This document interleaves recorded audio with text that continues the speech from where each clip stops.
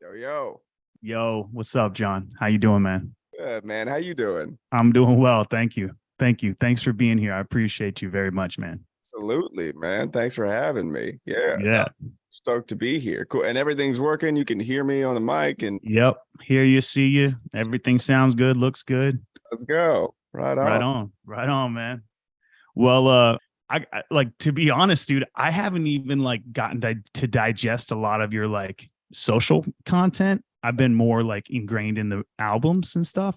Let's go. And That, so like I found you like I scroll on TikTok obviously, so I'm like scrolling on TikTok and the bathroom rap recording, bathtub recording of Carry On oh, second verse, yeah. comes up, and I'm like, yo, this is fire. Like I want to meet this dude. I want to like, just see what it's all about. So then like I'm an album guy. Like I like to just go back and like, just listen and see what it's all about, and so I'd love to just like start the journey with you of like, how it all began, where it all began and like what got you into you writing, creating, even playing music in general. Yeah, no. And dude, I appreciate you taking the dive and listening to the projects. And on a real quick note, Mm-hmm. it's crazy to me how like the internet works, meaning you really can put up a piece of music or performing and someone will go and listen to maybe your body of work or at least that song based on Mm-hmm. that little clip, and that's just cool to me, you know what I mean? Because it's like Yeah. I think you get the idea that it's supposed to be some 20 million views, 200 million views. I got 100,000 followers off this. And you're like, bro, it don't gotta be that. Like it can be just like Yeah. somebody saw it and listened.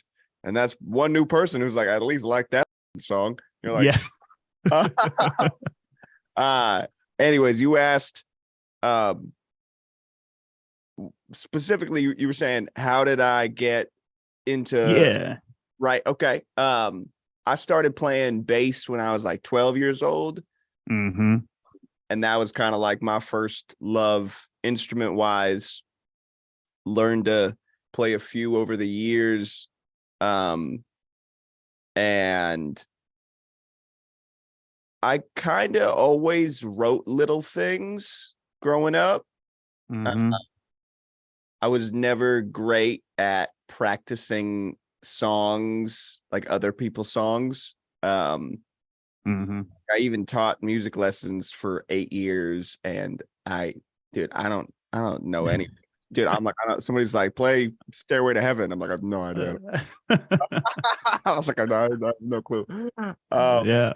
But I also, maybe from what I'll call ages like 18 to 24, I was pretty heavily focused on producing. Like I wanted to engineer and produce and be the guy in the background. And I, helped develop a couple of projects here in Sacramento where I'm from. And they never really like I should say this, and I say this with love, but a lot of times it felt like I was working harder than maybe Mm-hmm. they were at their project. Mm-hmm. Um, and at one point, because I was always still making music, making beats, writing things, whatever. But I remember there was one specific time where like I made a song and I remember like listening back to it through the speakers, and it was the first time I felt like that's me. It was a song called Arms, which ended up being the first song I ever like put out. Mm-hmm. Artist, I just want to be a good person. shit, dude. You got you, man. I got you, Oh, dude. And big I time, dog.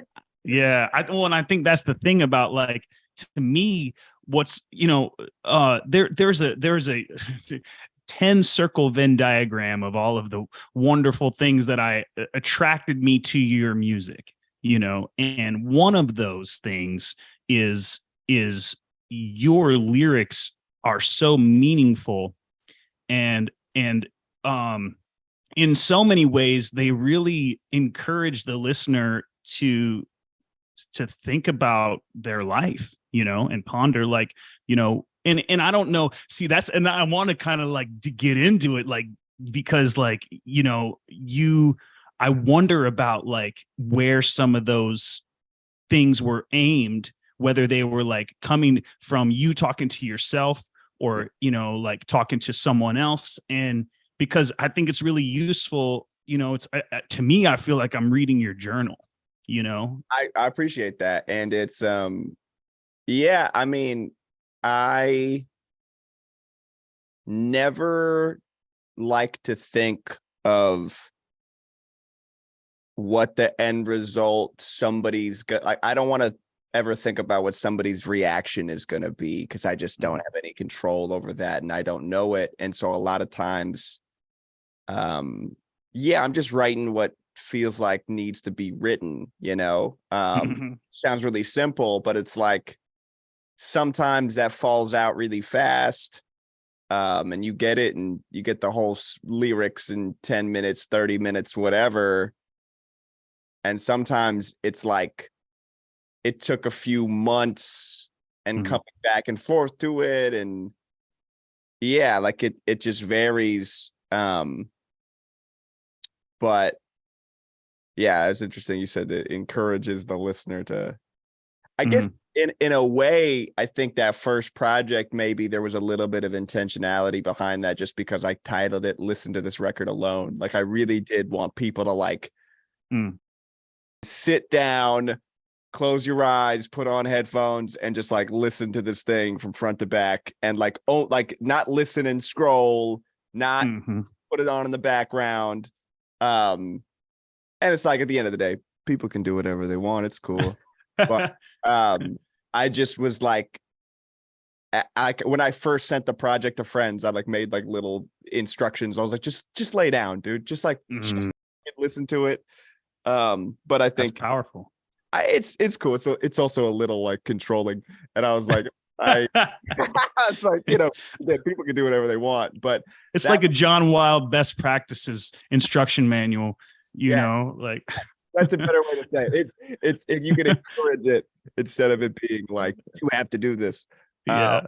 But I did it. I did that just because when I listened to it for the first time, it was like that felt like the way to do it. So that was a cool title. So yeah, no doubt. Well, and I think, again, like I think it warrants that. Like, I think the energy of the album, the sounds, the lyrics, just like the production, everything to me like warrants that type of listen. You know what I mean? And it's a very like, to me, it's almost like when I sat down to listen to it, it was like, this is the kind of album that I feel like I would listen to after I've gone through some big life, and I have to like process, like what the hell just happened. yeah, I think that's that first project, that first EP really was that. Like it for me, because it was also like first time putting things out really ever.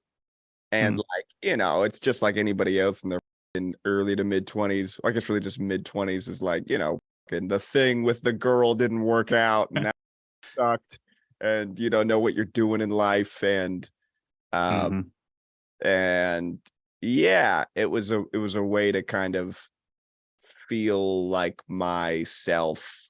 And it's, yeah, I haven't listened to the project in a long time.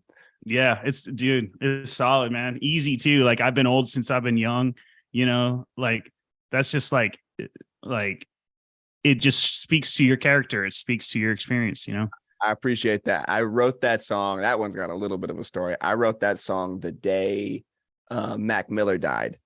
Damn, bro. Yeah. I like what's that opening lyric? 26 ain't supposed to die, a week away from 25. Yep. Too young to live a quarter life. Yeah, and I remember, yeah, I wrote that song the day Mac Miller died. That was, and then like that whole back end of that song is like I kind of bit this flow he does at the end of Small World. I don't know if you know that song off of Not really, not well enough. it's a great song. It's off his album Swimming, but he has this whole flow or I'm trying to remember how I say it or how he says it, and I'm drawing a blank on both. That's But all right. yeah, like I kind of ripped off this whole flow of his, but like flipped the words. And then I in the background vocals, I have this thing where I'm saying like I'm just a kid, and like a big song of his was Kids, or a big project was Kids. Mm-hmm. So it's this, for me, it's this like homage and ode to him in a way. And for me, if you're like a Mac Miller nerd, you might Sure. and then you're like, oh, that's crazy, he connected that and that. But like that's again super nerdy shit. But that's cool to me that without being a total nerd about Mac Miller, you get to connect with that song and have your own relationship and have nothing, it has nothing to do with that. No doubt. No doubt. Cool, so I agree. I absolutely agree, man. It's very cool. And I mean, like I kind of I didn't take a deep dive into Mac Miller, unfortunately, and I still really haven't. A lot of my friends were like really into Mac Miller and are, really into his records and stuff. And like I don't know. I guess it was just like time and things passing me by that I didn't get into. But like I've heard so many great things. I would watch like popular stuff like the Tiny Desk, concert and like things like that. But like it makes me want to get more into it now, especially hearing that influence from your end. That's really cool. Yeah, and it's I personally dig the records.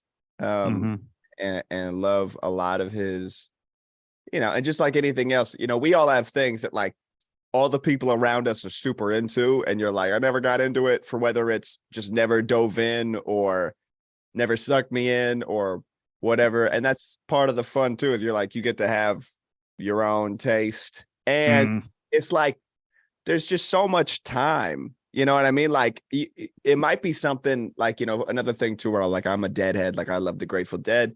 And like some people don't fall into that. Well, most people don't fall into whatever, but some people don't fall into it until like, 40s, 30s, whatever. And it's like, and then you get this incredible catalog, like this, just the biggest catalog in recorded music, period. Like you just all of this stuff. And you're like, I don't even know where to start. There's like 40 years of performances that are all been recorded. So, and yeah, anyways.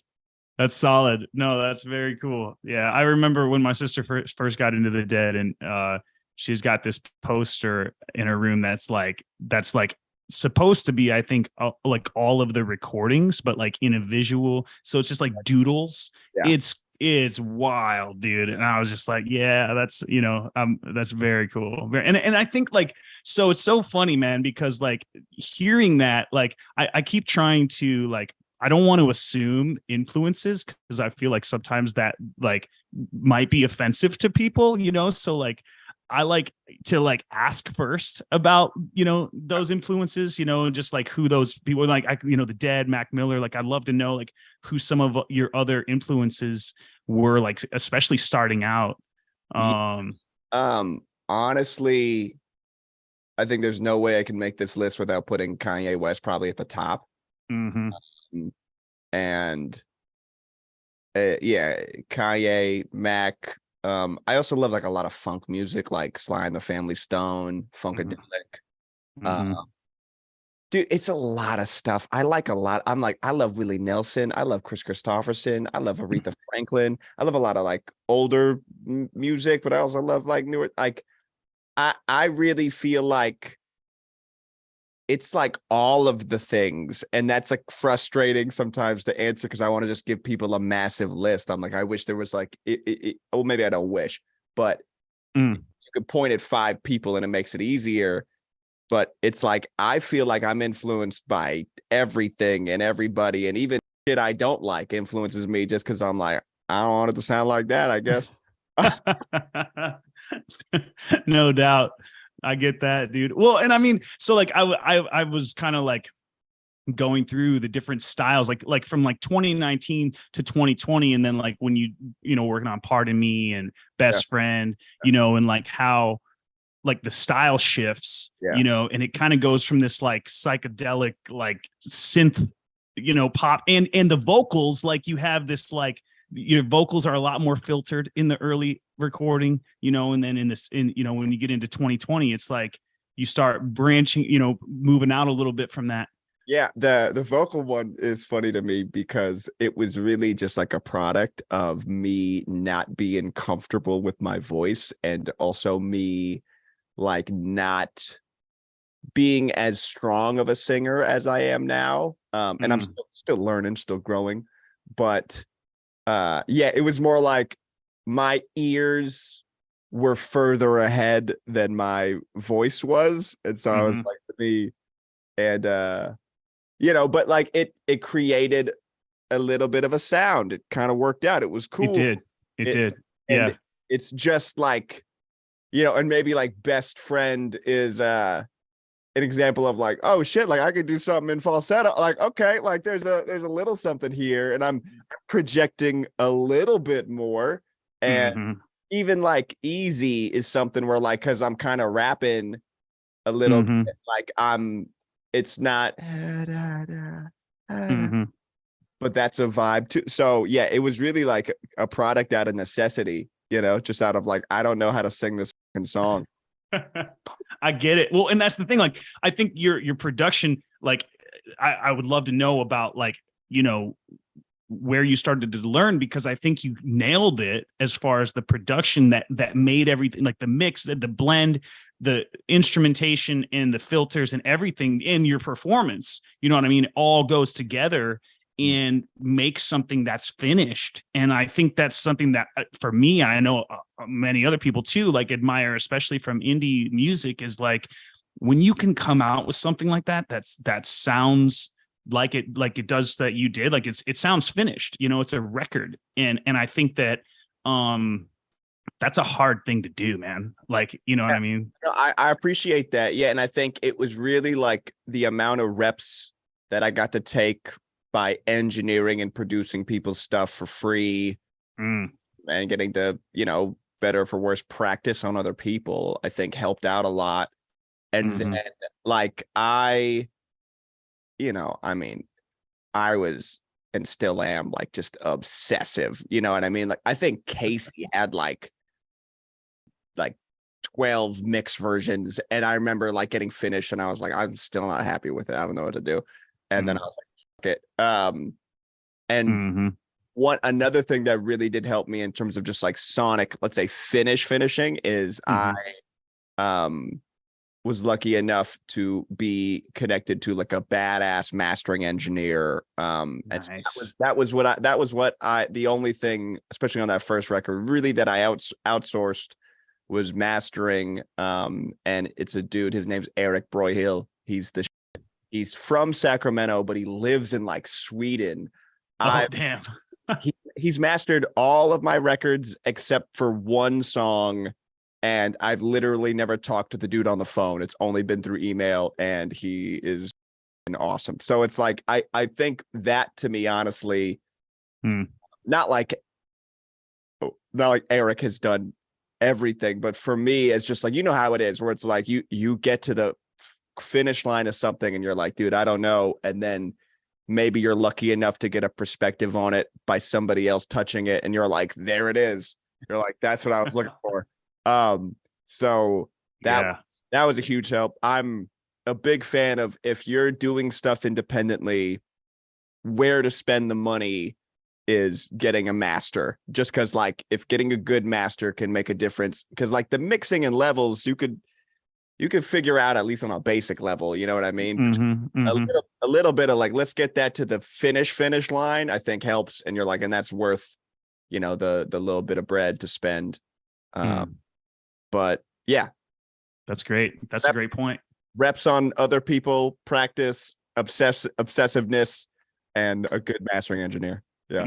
That's, and when you were doing those reps, was this like, I mean, were you like going through tutorials? Were you just listening to yourself, like listening for, like, how did you learn Okay. when you first started learning? I was lucky enough to learn at so I got an internship at a studio here in Sacramento, Nice. which was really cool. So sweeping the floor, wrapping cables like that. Mm-hmm. And that really helped out. And then during that period too, like we would take some time specifically and just like, like an hour a week and focus on what are you learning? And so it was like, okay, cool. So it was like lessons. Um, and Nice. and that was great. And then that developed into, me interning became me being an assistant at the studio. And that became me teaching some lessons because we double as a studio and music school. And then that eventually developed into me taking the studio over. And I worked out something with the owner, who's like an OG mentor and friend of mine, and worked something out because I was 20 at the time. And I was like, I have no idea how to do this. And he's like, and then now I've been owning the place for the last like 8 years. 9 years. Wow. Almost 9 years, right? Something like that. That sounds right. Wow. Nine. Cool. And yeah, and that became also, a place of like that became a dojo too. And that was the thing too. I just like, anybody else, right? That you hear of like you like something they do.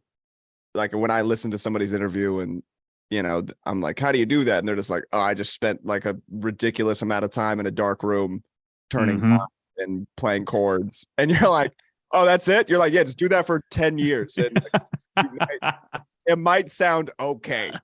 Like, oh, shit, all right. Like, that's the answer though. Like you're saying, reps, man. Like reps, like, it does it for anything. That's how you become a master of a craft, is repetition. So and that's cool that you have that obsessiveness about it, so it's just like you're always going back to it, and it becomes, the more you do it, the more fun it gets. Like the way I think about it is like John Frusciante from the Red Hot Chili Peppers, when he's in like album mode, let's say for, when they made Stadium Arcadium, literally playing guitar 14 hours a day. And I'm like, if this is your first week at guitar, you physically just can't do that. Your hands are bleed, dude. Like, so but not only is it you built up stamina in order to do that, but also like he's really good at guitar. It's really fun. Like he's, you know what I mean? Like it's really fun when like is coming out. You're like, it's cool, dude. Like, and just at first, it might not be, like your first beat probably isn't going to be like, Power by Kanye West. If it is, good for you. You're a project. But like so just the more you do it, the better the things come out, or at least probably the more true they feel like to you. And it just becomes fun. It's cyclical. It feeds itself, That's no, absolutely, man. That's so cool. It's cool to hear about that journey, and then to go back and like listen to, or remember the records, you know what I mean, as they are, as you put them out, because like, again, like going into 2020 and like hearing you talk about the influences and stuff, because like one of the things I noticed about like Best Friend, Part of Me, Felt Whole, like you have some more of these like staccato synths coming out, like a lot of rhythm, where like I feel like in 2019 it was more of a of a flow of just like pads kind of thing, where like like in 2020 it's like you got that like more of those rhythm synths. I never thought about it like that, but you're right. That makes sense. That's funny. And you got like the vocals start changing, the production on the vocal starts changing, and then it almost becomes a little more like Americana to me, in my opinion, like folky, like I'm trying to think of like pick up on that. That's a big thing. I love folk. So that's cool. You pick up because it's like Best Friend is furthest thing from a folk song. Mm-hmm. Like it kind of is really folky in the vocals. That's cool, dog. That's cool. Yeah. Yeah, I appreciate it, man. Because like, I mean, when you think about like, man, there's a span or group that my sister used to listen to called First Aid Kit. I Okay. don't know if you're familiar. I know them, not really the music super well, but yeah. But I know. Gotcha. Yeah. So like they have that sort of like echoey, folky, vocal that just like it like, there's sustain on it, and that kind of goes through that 2020 phase for you. And I just like it was cool to see the difference, of like, okay, I'm moving to this new or different style, Yeah. And then like one of my big questions I feel like is like what happened between like Felt Whole and Holden, because like that time period, like for me, it was like lost in the musical timeline. Oh, it's a lot happened. Okay. Mm-hmm. And there's Holden is a story in itself, but It's a great song. I appreciate it. So I made a whole mixtape kind of right towards maybe the beginning, like right before it started, right towards the beginning of like the pandemic. And it got really complicated, and I'm like, it's done. Like it is 10 tracks, it is finished, it is mastered, there is cover art, like it is a body of work. It is, and long story short is the pandemic was tricky to navigate. Yeah. And didn't really know how to put it out, as stupid as that sounds, just because you're like, just hit upload, bro. Sure. No, I get it. I get you. I had this idea in my head that it had to be this bigger thing. And so I held on to it, and then I just kept making music, and I just kept churning away and like chipping away and making more stuff. And it felt like an internal evolution happened. Like the records just started, I don't want to say better or worse, but they just started growing. Like it just something clicked. And I made a lot of music, and some of those songs became High More Often. But I'm like, bro, honestly, pretty much everything on High More Often is, I want to say, like at least like a year old in a way before it came. Like it's I love it. It's like I'm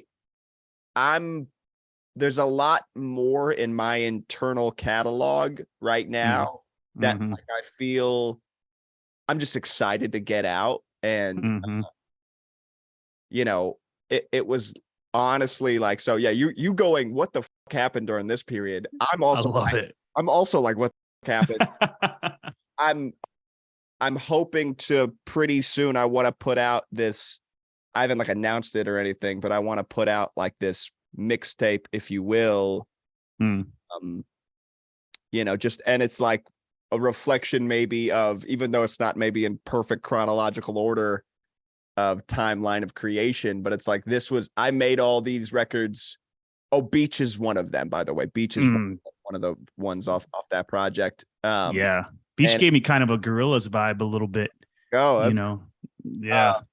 It was and for me, it was me maybe, I think it's like, if you care enough to look at the trajectory, which like I don't expect anybody to do, like why would anybody care? But if you care enough, it's the thing that makes sense of like, how did you get from Best Friend, Pardon Me, Listen to This Record Alone? How did you get from there to like Not Another Summer Jam? You're like, how, like that there. To me, if you feel like there's a disconnect or a gap, I'm like, that makes sense. So, which is dope. I mean, look at Kanye, man. I mean, like, you go from College Dropout to, Jesus, and it's just like worlds of difference. Each record is different. Yeah. You know what I mean? So like, I appreciate that about your discography very much, because like it keeps it fresh, Let's you go. know? So yeah, it's, you know, and I mean, the newer stuff to me, like when you get into high more often, like honestly, I feel like that's like my favorite stuff of yours, you know, like the vocals, obviously, like there's hell a lot more confidence in the vocals, but then like the production of the vocals, you're like getting into the high range and the more like growling and stuff like that. Like when you're singing is crushing it. And then the rapping, you know, so it just like, I think it really works well. Um, Yeah. it makes sense. Like quit your job was kind of like must have been a sort of pandemic song then. Is that right? Yeah, no, it absolutely was. Like so during that period too, I was still teaching lessons. And what I would do is I would set up my teaching schedule that I would teach like Sunday, Monday, Tuesday, and then is that right? Was I teaching Wednesdays? I don't think so. I was teaching a few days a week, and I would then like pack up my car and I would drive down to LA, and I'd sleep on a homie's couch for a few days, and I would see if I can get some sessions together or just like do whatever I could to make some stuff down there. And one of those trips, and I'd probably do that like once a month. And one of those trips, I got to do a session with my manager's friend, his who's a badass producer. His name's Ryan Marone, and it was my first like session with him, but we had met before, and we like came up with I walked in with a little chord progression, and he made it better, and we started writing, and I had like some pieces together, and then I like took it the next day. We didn't finish it, didn't record any vocals, but the next day I took it to a different spot, and I was by myself, and it took me a few hours. I had this whole thing that was like ended with a ba ba ba ba ba, like I knew that was the melody, and I had all the lyrics like up to that point pretty much, but I was like, what am I trying to say here? And it took me like a few hours to find like you should quit your job, and I was like, oh, that's really obvious. Okay. And I was like, that it took me forever, and I was like, oh, but then once I found that, it hit me like a ton of bricks, and I was like, oh, I have to quit teaching. Like immediately, Damn. I was like, oh, I'm like, I can't have this song and teach. I can't do it. Like that's, and so I came back up here, rearranged my life.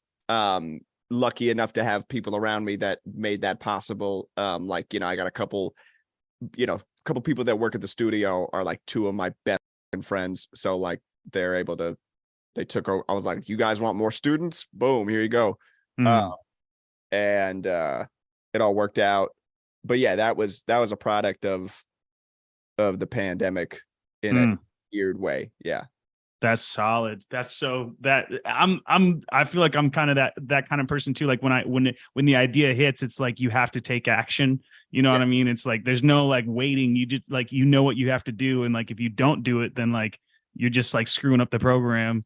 Yeah. You know? And also like I think we don't put enough value in to like gut instinct, because dude, there's been I mean, just like everybody else, there's been so many times in my life where I'm like, I don't know why I'm doing this. I just have like a feeling down here to do it. And then when you look back, whether it's like been a couple months, a year, longer, you're like, that was crazy how that unfolded. You're like, what the fuck happened? And it was off of just like, I had a little feeling, and it's like, I think that like there's a wisdom in that feeling that we don't really get to control or know about. Like, it's just what it is, you know? Yeah. Intuition, man. Absolutely. Absolutely. You know, yeah. And a vibration. Like I'm the kind of person, like, I feel like, you know, just like chords, you know what I mean? Like some chords are harmonious and some chords are dissonant. And when you are like a C, you know, then you can play with an E or a G. But then like when you change to a D, you're like, man, I got to get with that F sharp, you know. And it's kind of it's a way to do it, but you got to find the way. Yeah. Right.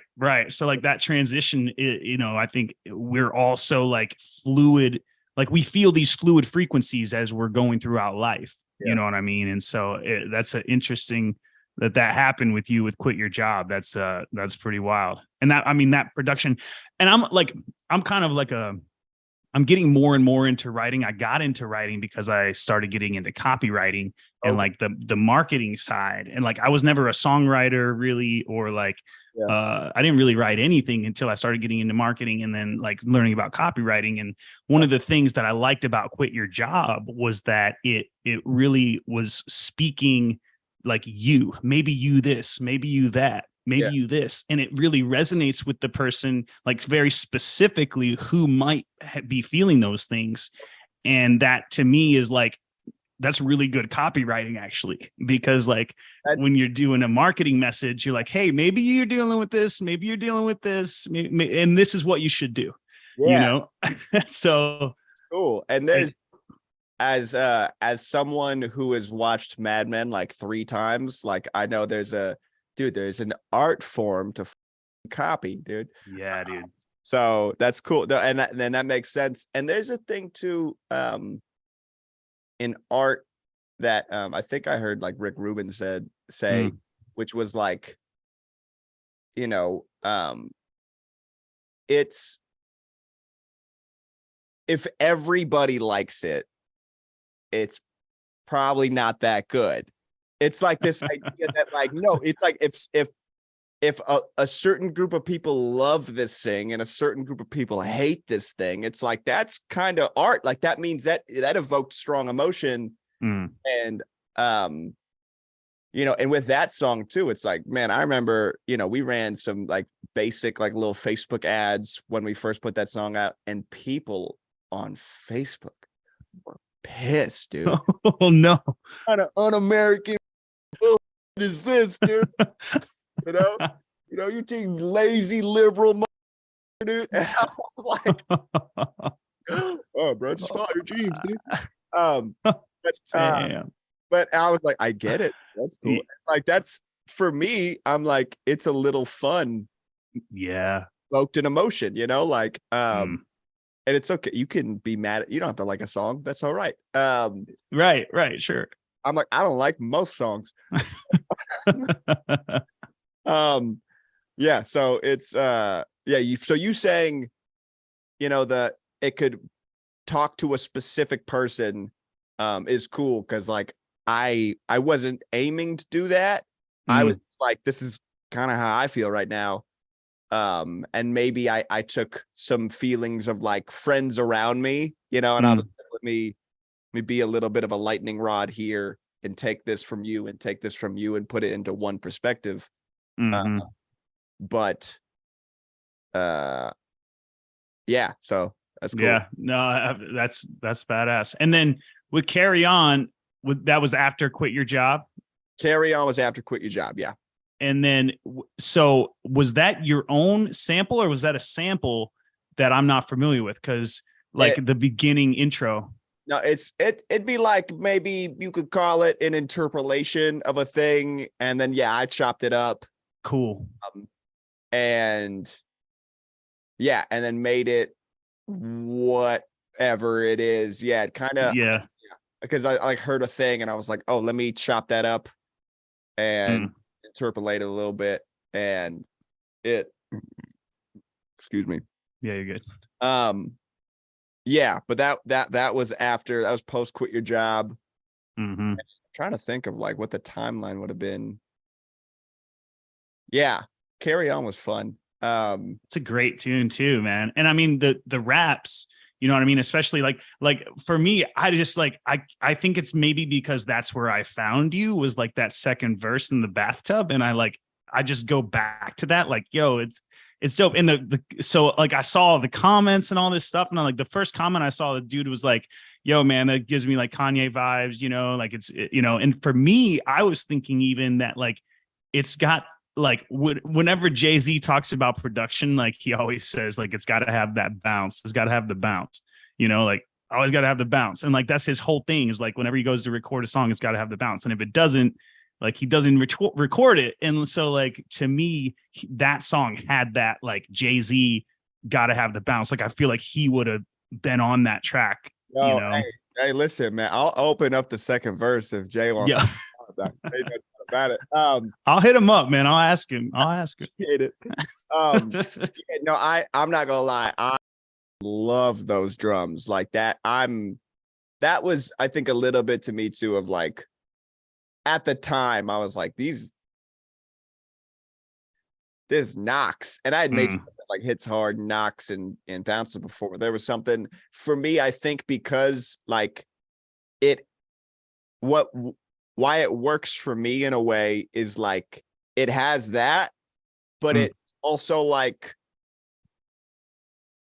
this like folky kind of, like the music on the drums is like folky, and then I have like psychedelic guitars, so it gets to be for me like a little bit of like a reflection of the stuff, like a lot of the stuff I like, which like I love hip hop to death. Like I just love drums, like and it's that, and I love rhythm, but it's that, but it's also like I'm not flipping like an R&B record, which I love doing that too, but it's just like that isn't really like the music that got played in my house growing up. Like like my, dad likes Metallica and Pearl Jam. My mom likes Frank Sinatra, and like Pablo Cruz, and Carole King. So it's like a little bit more of an amalgamation of all those things.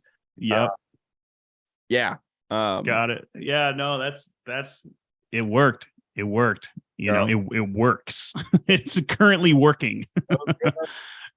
So yeah, that's solid, man. So yeah. No, go ahead. I was gonna say, you brought up, you were like earlier saying what happened between like, felt whole or best friend to Holden. Oh yeah, I want to hear this. I kind of wanted to tell. So like, so Holden was like, I was in a studio session in LA with two of my buddies, and like I played this like progression, and then my homie Dennis actually laid like that main rhythm guitar that's on like the record version, and then my other homie made like a drum loop, and then we just had that little piece. It was just like that 4-bar 8-bar loop. And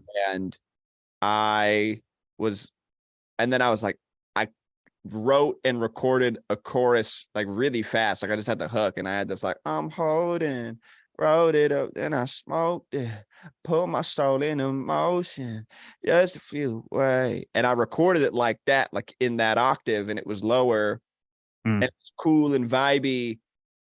And then fast forward a couple weeks, my homie was like, yo, I got this homie, he raps, I want you to meet.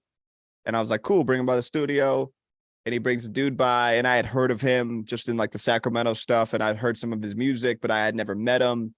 And he came by, and he was K Hella, great friend of mine now. But he came by, and we wrote, and then I was like, yo, I don't really know what you want to cook up or do or work. And we were just hanging out. I was like, but I got this thing, and I feel like it'd be cool if you want to like cut a verse on it. And so he wrote out this verse, and I was like, we were writing it together, and we cut it like that same night. And then a couple more weeks later, maybe like a week or so later, I was like, yo, I'm like kind of writing a second verse for myself. Do you want to come by? And then he helped me write my second verse. And then after that, I laid a bunch of guitars and guitar solos, and I was up till like 6 a.m, and I made this whole thing. And I was like, cool, there is Holden. And then I got it mixed, and then I got it mastered, and there was Holden. Holden existed, and then Holden sat on my hard drive for a very long time. And then over course of pandemic, I also took it to Memphis and laid some other stuff too. I did like a week in the studio in Memphis in like February 2 years ago. Where like some of the other records got worked on too, like This Is War got worked on, Yelling got worked on out there. This is before Quit Your Job. This is before Carry On. This was before any of that it ever existed. And so I have this record, and then I keep like getting better as a singer and growing. And then I'm like, oh, I wonder maybe like live, maybe I can just like play it and I could sing that chorus like an octave up and I could like yell it. And so I started doing that just for fun. And then I bought like an adapter to connect to your phone to go directly into like an interface to your phone, like a microphone direct in. Whoa. Let me test this out. So I like hop in the bathtub and I was like, let me try holding. Like, and I was like, I tried it and then I posted it. Yeah. And I had a video really move or do anything in a while. And I posted that and it like took off for me. Like my perspective of what taking off is. Sure. And then people wanted that thing. And I was like, that is so not the record I made. It's crazy. And then it was like, let me see if I can record a little stripped down version, you know? So I did that. I was like, okay, can you come record your verse again? And he did that. And then I on the record version was like, let me see if I can flip it. And I changed the verse spots and recut my vocal. So there's like been like 3 different versions of that song. It was also the first time I ever met somebody who now I hang out with on a weekly basis and work on records with. And it's like worked and became this cool internet thing that helped out on this journey. But it was a little bit of a mind because I was like, I made this record, but the thing y'all want is not like if I put this record out, and I'm not trying to think of the end goal audience really, but I'm like, sure, I think it's different. I think it's going, people are going to be pissed. They're gonna be like, not the thing I like of music. And I'm like, yeah. Anyways, that's my very long-winded story. Yo, that's great. About Holden. Yeah. I mean, that's art, you know, it's like you can't control it really. It just happens. Yeah. So no, that's badass. That's bad. So when did you start like the social media like journey? Had that been going for a while, like before you were recording, or was that like to kind of push the records? So I was posting stuff a little bit, really just on Instagram and maybe Twitter on like my first EP. And we were making a bunch of music videos. Like me, I have a very talented, dope music video director and homie who's from Sacramento, and we like came up together. His name is Mikey Rare. He's incredible, and now he's like editing Cardi B and shit. I'm like, you're out of here, bro. It's silly. Badass. I'm like, dude, we shot my first music video in like parking lots in the house, dude.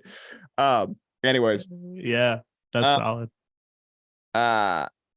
Dude, what was your question? So getting into socials and starting to post and stuff. It was weird, bro. Like to go back to that quit your job thing where it's just like you have a gut instinct and you have to do something.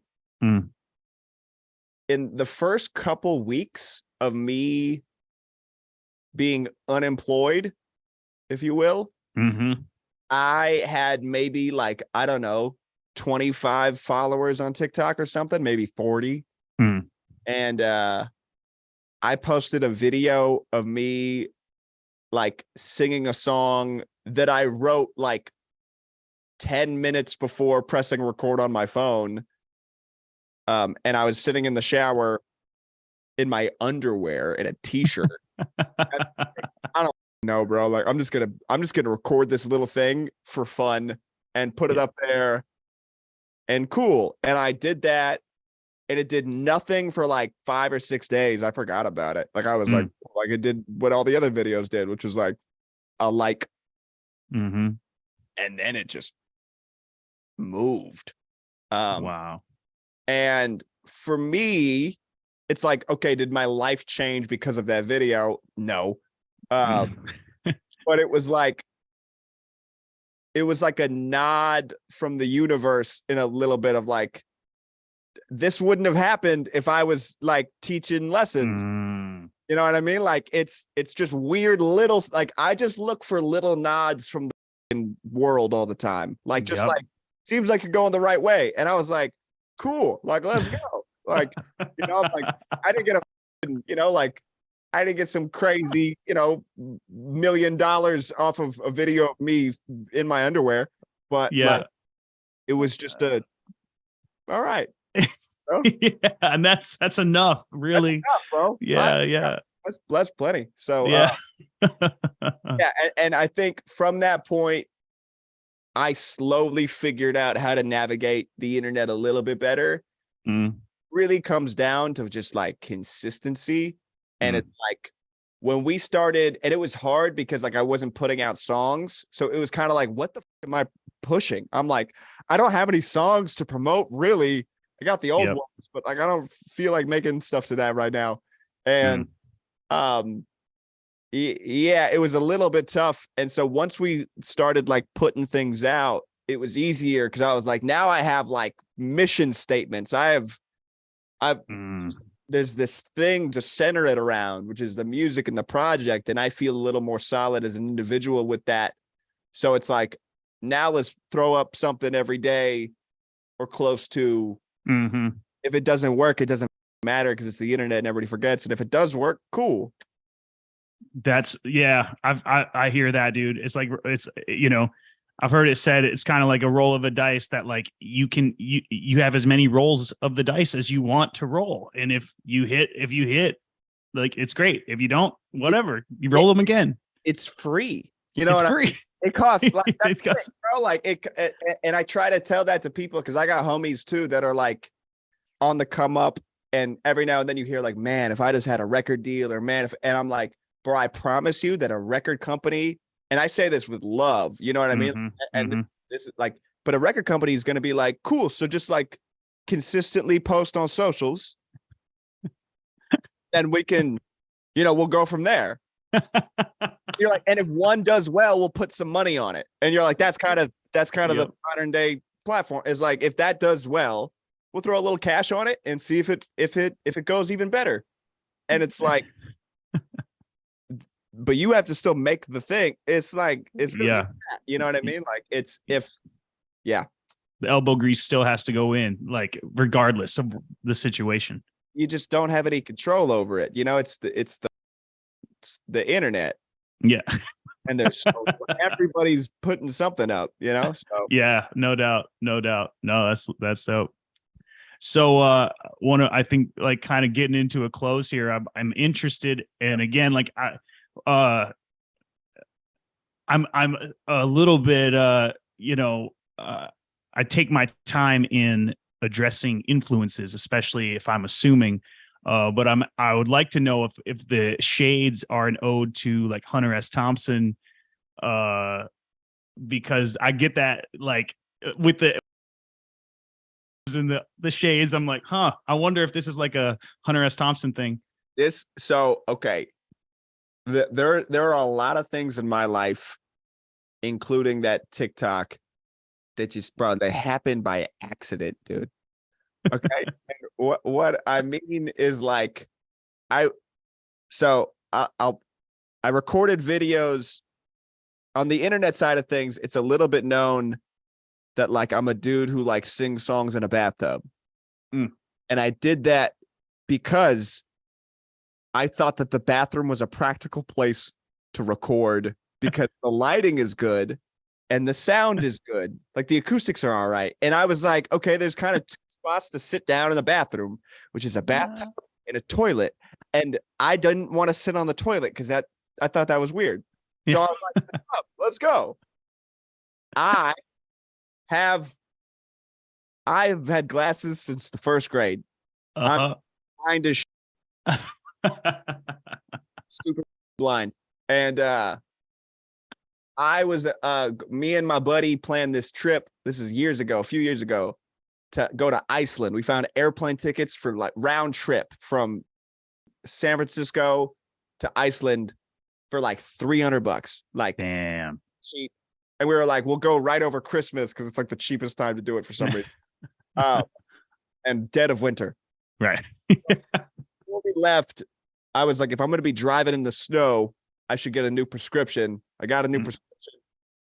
And while I'm there, she was like, yeah, so if you want, like, you can also, if you want to get like an extra pair and do like sunglasses. And I was like, or get some colored lenses. And I was like, oh, can I get like some like ski glasses? Like cut, like, like you see a ski instructor and they got like the orange or whatever. They're like, I guess. They're like, you want that as an extra pair? And I was like, no, I just want one pair today. So let's just go with that.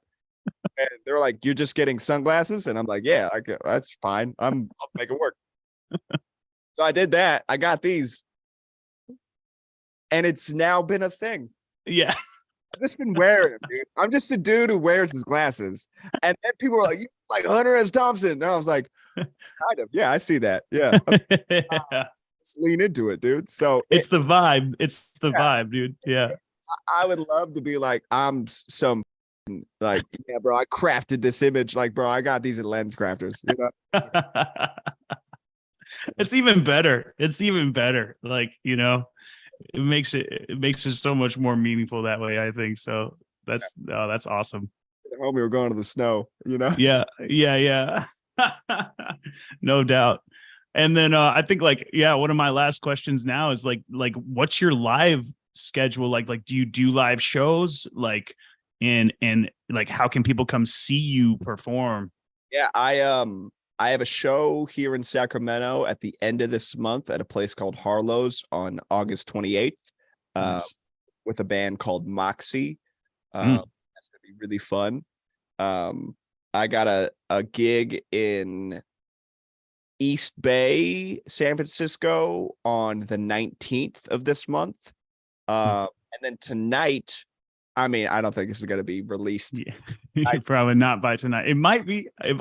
And you're on the West Coast, so I got a few hours. Don't rush it. But I'm playing with a homie of mine at a spot called Harlow's tonight, and it's not really my set, but I'm gonna go out and do a couple songs, and I'm gonna play guitar with the homie, just for fun. Nice. My homie Bugby, but it's a bunch of dope, talented Sacramento artists that are putting a show on, and more shows soon to come. We're trying to figure it out. I want to be able to do some pop-ups, like Denver. Where are you based? Where I'm in Atlanta. Okay, that'd be one of them too. Like if I could do Denver, Atlanta, Seattle, maybe like Orlando, Florida. Like they're random cities, and those are all far apart. But like, I really want to figure out how to get out on the road in a little bit more of a solid way. It's just money right now. So yeah, no doubt. But I got people on Facebook that there's a lot of people that are like, bro, come here, come to Asheville, come to Klamath Falls, come to Denver, come to wherever. I'd love to figure it out. And real quick before we close, I just want to say, this to me feels like the first time somebody has like really dove into the records and like asked questions. Like I'm lucky enough to have like a lot of really great conversations with people, but you did the dive, bro, and it is appreciated. And this has been, I'm happy to keep talking for longer, but this is really, I don't know about Arms or Felt Whole, or I mean really any of the songs, let's be real, but like yeah, it's just appreciated and cool. So you are doing the Lord's work, and that, yeah, I appreciate that, man. I mean, I think, and again, like I was a big Jay-Z fan. Like I didn't like deep dive into like deep cut hip hop. Like I really like was more on the poppy side most of my life. And like I was into pop music most of my life. And so like I can't say like, I'm a hip hop head and like I know all these groups and lyrics and deep cuts and stuff. But for me, like certain lyrics have like changed me, and on for Jay-Z and right now I like the song escapes me, but he talks about how like you heard the hit record and you took that for like what I'm about, and you didn't go back and listen to the actual album to really understand like where I'm coming from. And like when I heard that, it turned me into an album person. Like I stopped, like if I heard a single that I liked, I would go back and I would literally start at the beginning, the very first recording I could find of somebody, and I would just listen to all of it. And like, so like for you, you know, like, and again, like you had that influence on me. When I saw that video, I was like, number one, I dig this. Number two, I think the world needs this. And so I want to go in and like understand what it's about. You know what I mean? And the like I said, like your lyrics on a writing, and I know like for you, like it seems like you're a natural writer in general. Like it seems like as far as lyrically, you know.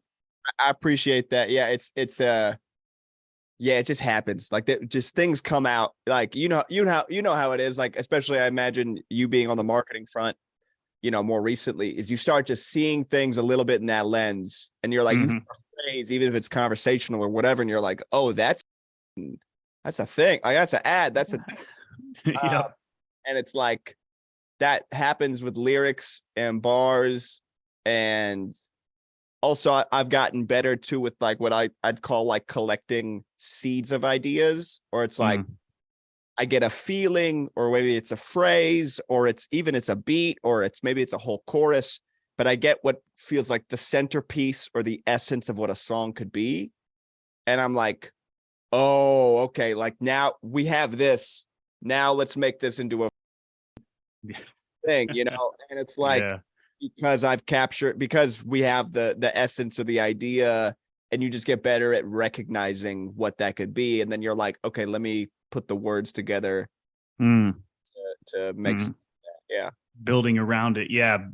Adding those layers. Well, and I think too, like, again, like the way that you speak, and that's why like I was thinking about like who it's targeted at, if it was about you and your experiences and all that stuff, because like, especially with like even Quit Your Job, but other songs too, where you're talking very specifically. And that's a whole, like, that's another thing that people like good marketers talk about, good copywriters talk about, like how specificity and like being like talking to a niche group of people really like makes the difference in your message being received, because people feel understood, you know, when they hear it. And so, yeah. And yeah, like there's 8 billion of us. Like if you're actively trying to get everybody, yeah, man, it's a little, I don't want to say ingenuine, but it's like, I feel like by not trying to get anybody, a group of people will gravitate. Finding, it's like, I didn't make up this quote, I'm stealing this, but like, I don't know what somebody else likes, but if I like it, at least one person likes it. You know what I mean? I love it. That instinct, there are other people that will probably feel the same. And if not, cool. But like, if you like it, at least somebody likes it. You know? It's like, I think this is what everybody wants. Like, what are we talking about? Yeah, right. What could it possibly be? Yeah, like, for sure. It's like love. And you're like, okay, well, like not everybody speaks English. They might not know that word, bro. Exactly. No doubt. Have you ever heard of Haley Knox? Yeah, she has the loops. Yeah. Yo, dude, I was when I heard you too, I was thinking you guys would do a good collab. You know, I would, that's something like I would love to see, like a Haley Knox, Jon Wiilde record, you know, or like single. Looping too, because I see the little pad. Yeah, I do a lot of my stuff is very like more just for me creatively. Like I really don't put it out. I'm a performer like by trade, so like I do like piano, like nightclubs and piano bars and stuff like that. Okay. And so like my thing is more about just like, this is my outlet this is my art. This is like kind of, but I don't really ever put it out because like, I don't know. Sometimes I do like live streams and I'll just let it sit there, you know. Most of it's instrumental, you know, and just like, you know, I got like a micro Korg and the spark drums and just kind of like do the looping thing. And it's more like just my fun, you know, and relaxing. So Bro, like, yeah, that's what it's supposed to be. It's just like it's supposed to be fun. You know what I mean? Like, yeah, caught up, like it's gotta be this other thing or that people got to get attached to it or whatever. And you're like, no, that's like building a whole business, bro. Like yeah, that's you know, just have fun. Like you're like, I put up loops, and if you show up to the bar at the right bar at the right night, like you'll see me, you know? yeah. That's it. That's it. No doubt. Man, well, it has been a pleasure, dude. I'm really grateful for your time, man, and just like the dialogue and the history. Like, you know, it's I appreciate you giving um yeah, yeah. I'm a fan, dude. Like at the heart of it, like I'm a fan, and I think that's what brings it out. You dude, know. and it's appreciated, and just yeah, appreciate you taking the time and having the due diligence and the depth and everything. It's been really fun. So thank you for a cool way to spend a Friday, man.